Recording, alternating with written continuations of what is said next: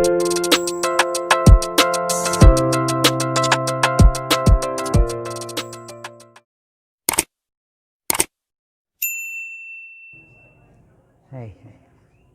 okay na po. So, magandang araw po sa inyong lahat.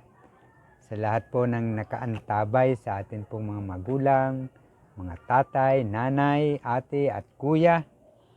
Sa inyo pong lahat ng mga mag-aaral, good morning. Welcome po sa ating pong channel. So, ito po ang inyong lingkod, ang inyong magiging guro, si Sir Franco Ligardo. Tawagin niyo po ako sa pangalang Sir Angko. So, ang channel pong ito ang gagamitin natin sa atin pong talakayan, sabay-sabay na pag-aaral at pag-uunawa sa mga atin pong pagkakatuto sa asignaturang edukasyon sa pagpapakatao 9 and 10. So, alam ko po na lahat po tayo ay naninibago sa sitwasyon po natin sa ngayon dahil po meron po tayong pandemya.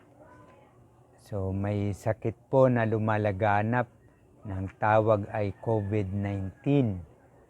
So, hindi naman po natin to ginusto, pero ito po ay nandito na po sa atin. So, marami po sa atin ang nalilito, natatakot, naninibago sa atin pong new normal. Pero ito na po talaga ang kasalukuyan nating sitwasyon sa ngayon.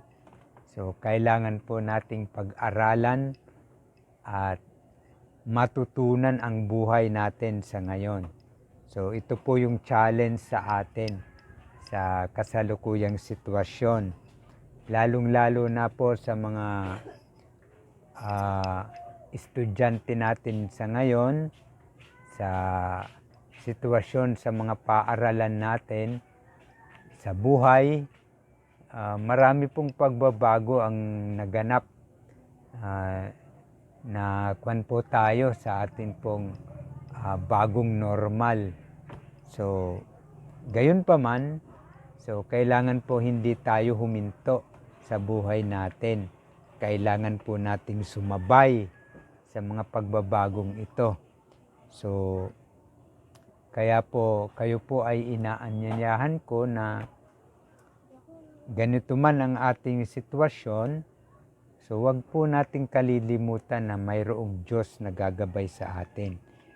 Pagdasal po natin, tayo po ay manalangin na sana po ay bigyan tayo ng biyaya ng ating Diyos na maharap natin ang mga pagbabagong nagaganap sa atin, pagkatakot, pagkalito sa buhay natin, ang sobrang hirap na dinaranas natin. So, sa awa po ng Diyos, magagabayan po tayo. So, wag lang po natin kalilimutang magdasal, manalangin, harinawa. So, sa mga magulang po, at sa inyo din po mga mag-aaral ko sa grade 9 at grade 10 sa edukasyon sa pagpapahalaga, meron po tayong mga kailangang gamit na makakatulong sa atin sa magiging gabay natin sa atin pong pag-aaral sa edukasyon sa pagpapakatao sa grade 9 at sa grade 10. So may mga pangunahin po tayong mga kagamitan na kailangan po natin. So ito po yun. Unang-una po sa lahat, kailangan po ninyo ng module. Yan. Ito po yung pinagawa kong module sa grade 10. So, grade 10, ito naman po ang gagamitin nating module sa grade 9. Yan. So, dalawa po yan. Dalawa po ang naka-assign sa akin na grade level, ang grade 10 at grade 9, edukasyon sa pagpapahalaga. So, bukod po dito sa module, at ito po palang mga modules na ito, makukuha po ninyo ito sa mga barangay. Inihatid po ito ng ating mga masisipag, matatapang na mga guro sa bawat team, sa bawat grupo. Inihatid po ito sa mga barangay, sa mga bahay-bahay. Ang hindi na lang po siguro na nakakakuha nito ay yung mga sobra po talagang lalayo at ang hirap hanapin ng bahay. Pero wag po kayong mag-alala dahil naglagak po kami ng module sa bawat barangay na kinabibilangan ninyo. So magtanong lang po kayo sa mga kagawad designate sa barangay ninyo kung nandoon na po yung module. Inihatid na po iyon sa mga guro. Okay po? So kailangan po bawat isa meron po kayong module. So kasi po yun po ang pangunahing kailangan natin sa pag-aaral natin. Okay po? Pangalawa po is notebook. Kailangan po ninyo ng notebook. Sa akin pong mga estudyante, sa akin pong assignment sa grade 9 at grade 10, makikiusap po ako sa mga magulang na sana po ang bilhin po ninyong notebook, kung hindi pa man po kayo nakakabili, yung malaki. Ganito po, yung malaki na notebook. At mangyari po, nakikiusap na kailangan po siguro 2 na notebook para po sa week 1 at week 2. Kasi po, ang week 1, yung notebook na isa, yun po muna ang gagamitin. Pagkatapos, isasubmit po ninyo iyan bawat Friday dahil kukunin po namin yon, tapos papalitan yung module para sa week 2. So para po hindi na puputol yung pag-aaral. Kasi po dito po sa notebook, dito po ninyo ilalagay yung mga aralin, mga gawain, mga pagsusulit, at mga pagtataya at iba-iba pang assignment na o gawain na ipapagawa po sa inyo ng bawat teacher po. So, meron po tayong week 1 at week 2 na notebook. Kailangan po 2. Ngayon po, kung nakabili na po kayo, okay naman po kung yung standard size na notebook, pwede na po yun.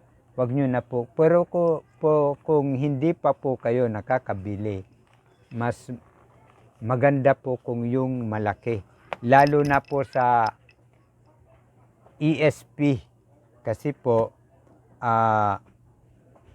dahil po ang ginagamit nating lingwahe ay Pilipino, mahaba po yung mga salita natin. Marami po tayong salita na inuulit-ulit. No? Katulad ng pangungusap. So, sa English sentence, sa atin pangungusap. Kaya mahaba. At, yung mga gawain natin, malalaki, di ba? Malalaki. May mga, minsan nga may ginuguhit pa. So, kailangan natin ng notebook. So, mas maganda po kung malaki yung notebook na bibilhin po natin para po sa mga anak natin. Okay. So, yun po yung pangalawa. Pangatlo po, syempre po dahil mag-aaral tayo, magsusulat, kailangan nyo po ng panulat. Yan. Kailangan po ninyo ng ballpen at lapis. Yan. So, kami po, teacher, kailangan po kumpleto kami. Merong blue, black, red, at pencil. Kasi po pag kulang parang hindi po kumpleto ang buhay namin bilang teacher pag may kulang. Okay, napipilay po kami. So, siyempre, pag mayroon po kayong lapis, kailangan po ninyo ng pantasa. Ayan. Kung hindi man, kutsilyo, pwede po. Kung ano pa, mag-ingat lang po, baka po kayo ay masugatan. So, yan po. Ako po, meron po akong eraser. Yan, eraser. Pero, basically, yung mga katulad nitong Mongol, meron na po siyang eraser. So, pero sa mga mag-aaral, ang basic lang po na kailangan ninyo ay module, notebook,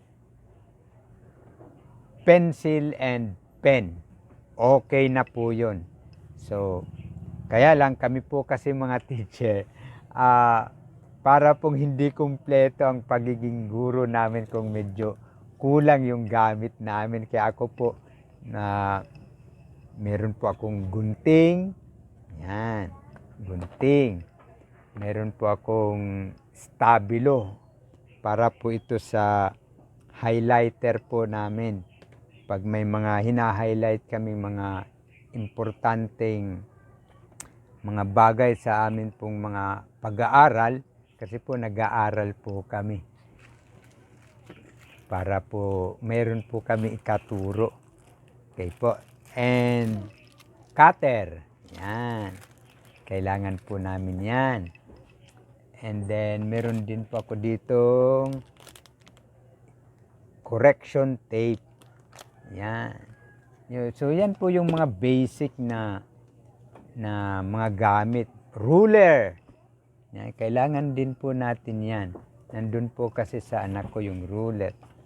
So yan po yung mga basic na kailangan na gagamitin po natin sa atin pong pag-aaral.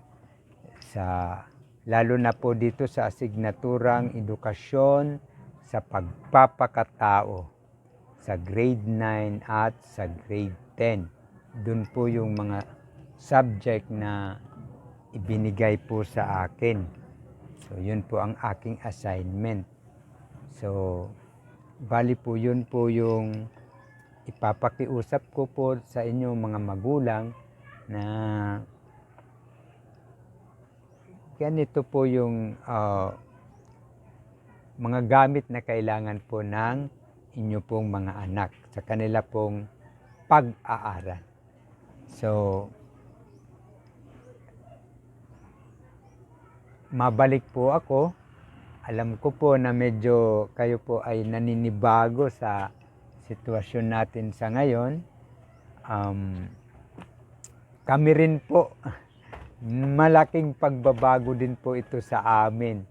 So, hindi pa po namin alam gaano, hindi po kami masyadong sanay sa ganitong klase ng pagtuturo.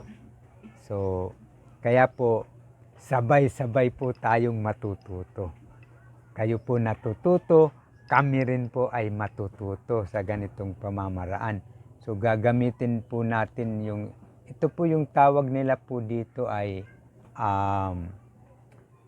blended learning. So, gagamit po tayo ng internet.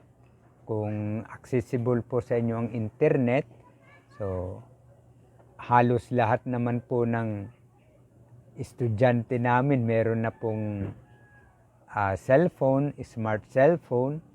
So, nakaka-access po sila ng internet. So, baka po makatulong, pero po kung wala, it's all right. Hindi naman po kailangang maobliga po kayo na bumili ng mga ito. So, kasi meron naman pong modules. Ito pong platform na ito, itong YouTube, ay pantulong lang po ito sa gabay pantulong para po sa pag-aaral ng inyo pong mga anak at para sa inyo mga mag-aaral. So, gabay lamang po ito. So, wag nyo pong kakalimutan na kung gagamitin nyo po itong channel na ito pong channel na ito ang antabayanan po ninyo. Subscribe at may mga susunod pa pong videos na i-upload po ako para po sa mga susunod po nating mga aralin, pag-aaral. So doon ko po sasabihin yung mga pag-aaralan natin, mga gagawin, kung ano yung pasunod-sunod, yung mga instruction na ibibigay sa inyo, mga panuto. So lahat po yan doon natin gagawin. Dito natin gagawin. So aside po dito sa kung ano po yung nakasulat sa modules. Okay po? Kasi po marami pong mga bagay dyan, marami pong mga learners natin, mga estudyante na mas natututo po sila pag meron po silang naririnig o nakikita na naggagabay po sa kanila kaysa po doon sa self-learning o yung sila lang po yung gumagawa ng pagkatuto nila. Although marami din po ang mas mabilis matuto doon, so marami, wag din po nating kalilimutan na may mga estudyante din po na mas natututo po sila kapag meron po silang nakikita at naririnig habang sila po ay nag-aaral. So ito po yung kasalukuyang sitwasyon natin. So sabay-sabay po tayong matuto at sana po ay maging masaya ang paglalakbay nating ito, maging magaan sa atin at sana din po ay marami tayong matutunan. So sa muli po, nakikiusap po kami sa inyo na patuloy po tayong magdasal para po magabayan po tayo, matulungan tayo ng Diyos sa pang-araw-araw nating buhay, lalo na po dito sa pinagdadaanan nating pandemya. So, marami po kasi sa atin siguro ang nakalimot, kaya baka po ito po yung ginagawa sa atin para tayo po ay mapukaw. Dahil marami po siguro sa atin ang nakatulog, kaya tayo po ay pinupukaw. At so sana po huwag niyo pong kalilimutan na mahal po tayo ng Diyos. Marami pong salamat, hanggang sa muli.